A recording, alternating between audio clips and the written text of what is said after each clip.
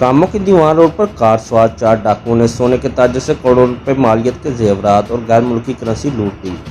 डाकू एफआईए के मुलाजिम के रूप में आए और ताजर ताहिर को मुसाफिर वैगन से उतारकर अपनी कार में बिठाकर लूट लिया।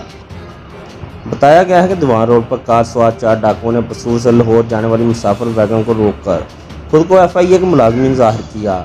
डाकुओं ने मुसाफिर वैगन में सवार ताहिर नामी शख्स को उतारकर थाना ले जाने के बहाने अपनी कार में सवार कर लिया और उससे कीमती जेवरात और गैर मुल्की करेंसी लूटकर उससे चलती गाड़ी से बाहर फेंक दिया। सराब ताहिर इकबाल ने बताया कि डाकुओं ने कार में बिठाकर उसे असला के बट मारकर तशद्दुद किया। उससे 60 तोले तलाई जेवरात और दीगर ममालिक की गैर मुल्की करेंसी जिसकी मालियत तकरीबन 1 करोड़ रुपये से ज़ायद है छीन कर ले गए। एंड शायद के मुताबिक उन्होंने 15 और थाना सदर में मुतअद्दिद कॉलें की लेकिन किसी ने कॉल नहीं उठाई। बाज़ एसपी सदर को कॉल की गई जिसके बाद डीएसपी सर्कल मलिक आमिर मौके पर पहुंच गए।